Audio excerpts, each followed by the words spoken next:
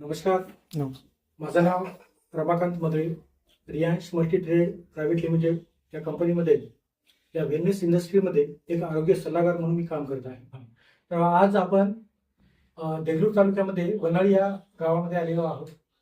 तर आपले प्रोडक्ट दिल्यानंतर या काकूंना जबरदस्त असा रिझल्ट आलेला आहे.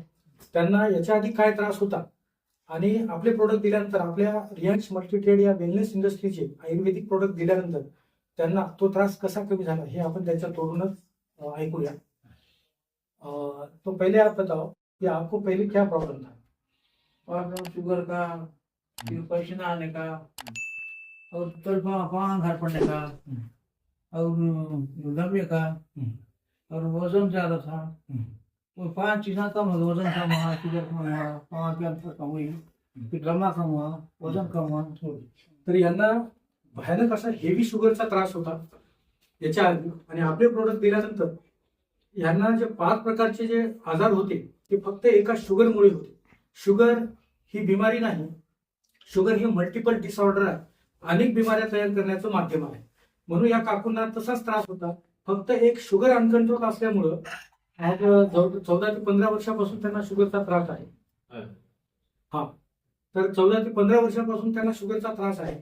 तर त्या एका शुगरमुळं अनेक दुसरेही आजार त्यांच्या शरीरामध्ये होते. त्यांना पायामध्ये भयंकर आग होती, वजन जास्त होतं त्यांचं, पायामध्ये सतत सूज असायची आणि त्यांना घाम घालायचा. दम्यामुळे येत होतं, दम येत होतं. दम्यामुळे त्यांना दम सुद्धा येत होता आणि अशा प्रकारचा त्यांना भयानक त्रास होता. तर आपल्या प्रोडक्टमुळं त्यांचे हे सगळे त्रास कमी झालेले आहे. आणि अजून त्यांना कसं वाटत आहे हे त्यांच्या मुलांकडून आपण ऐकूया. आमच्या आईला दर 15 दिवसाला 20 दिवसाला मी दवाखान्यात घेऊन जात असतो. गेल्यानंतर तिथं ग्लुकोज अँटीबायोटिक ते लावून खूप चांगलं वाटलं. गोळ्या बिळ्या दिले, चांगलं वाटलं. आणि 15 दिवसाला अजून घेऊन जा, अजून तेच करून त्याच्यामुळे अजून तेच रिझल्ट पुन्हा पुन्हा पुन्हा पुन्हा. आता हे 3 महिन्यापासून आम्ही घंट्यापासून दवाखान्यात ऍडमिट नाही, काहीच नाही. तर 3 महिन्यामध्ये त्यांना जबरदस्त असा रिझल्ट आलेला आहे. आणि आता मी काकूंना विचारतो की तुम्हाला काय वाटते, हे प्रोडक्ट इतरांना दिलं पाहिजे की? देना पाहिजे. ओके, सगळ्यांना. थँक्यू.